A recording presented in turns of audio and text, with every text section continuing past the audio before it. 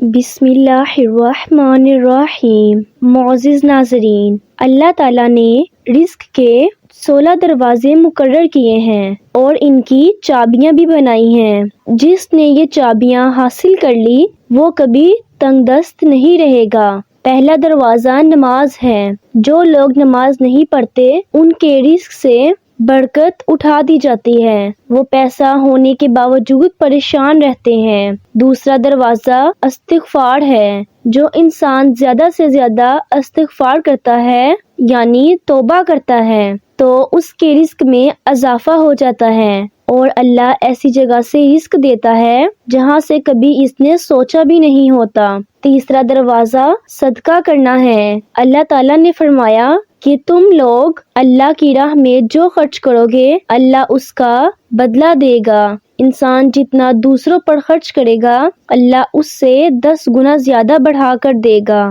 چوتھا دروازہ تقوی اختیار کرنا۔ جو لوگ گناہوں سے دور رہتے ہیں اللہ ان کے لیے آسمان سے رزق کے دروازے کھول دیتا ہے۔ پانچواں دروازہ نفلی عبادت ہے۔ جو لوگ زیادہ سے زیادہ نفلی عبادت کرتے ہیں اللہ ان پر تنگ دستی کے راستے بند کر دیتا ہے۔ اللہ تعالیٰ کہتا ہے اگر تو عبادت میں کثرت نہیں کرے گا تو میں تجھے دنیا کے کاموں میں الجھا کر رکھ دوں گا۔ لوگ سنتوں اور فرض نمازوں پر توجہ دیتے ہیں لیکن نفل چھوڑ دیتے ہیں جس سے رزق میں تنگی ہو جاتی ہے۔ چھٹا دروازہ حج اور عمرہ کی کثرت کرنا ہے۔ حدیث میں آتا ہے کہ حج اور عمرہ گناہوں اور تنگ دستی کو اس طرح دور کر دیتا ہے جس طرح آگ کی پھٹی سونا چاندی کی میل کو دور کر دیتی ہے۔ ساتواں دروازہ رشتہ داروں کے ساتھ اچھا سلوک کرنا ہے۔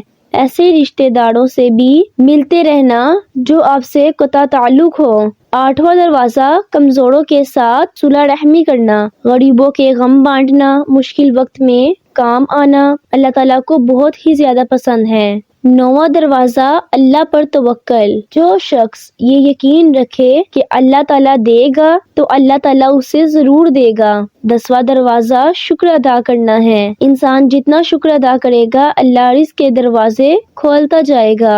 11واں دروازہ گھر میں مسکرا کر داخل ہونا۔ گھر میں مسکرا کر داخل ہونا سنت بھی ہے۔ حدیث میں آتا ہے کہ نبی کریم صلی اللہ علیہ وآلہ وسلم نے فرمایا کہ اللہ فرماتا ہے کہ رزق بڑھا دوں گا جو شخص گھر میں داخل ہو کر مسکرا کر سلام کرے۔ 12واں دروازہ ماں باپ کی فرما برداری کرنا ہے۔ جو آدمی ماں باپ کی فرما برداری کرتا ہے وہ شخص کبھی تنگ دست نہیں ہوگا۔ 13واں دروازہ ہر وقت باوضو رہنا۔ جو شخص ہر وقت نیک نیتی کے ساتھ باوضو رہے اس کے رزق میں اللہ تعالیٰ کبھی کمی نہیں ہونے دیتا۔ 14واں دروازہ چاشت کی نماز پڑھنا ہے۔ چاشت کی نماز پڑھنے سے رزق میں برکت پڑتی ہے۔ حدیث میں آتا ہے کہ چاشت کی نماز رزق کو کھینچتی ہے اور تنگ دستی کو دور بھگا دیتی ہے۔ 15واں دروازہ سورہ واقعہ پڑھنا ہے۔ سورہ واقعہ پڑھنے سے رزق بڑھتا ہے۔ 16واں دروازہ اللہ تعالیٰ سے دعا مانگنا ہے۔ جو شخص جتنے سچے دل سے اللہ تعالیٰ سے مانگتا ہے اللہ تعالیٰ اس کو اتنا ہی عطا کرتا ہے۔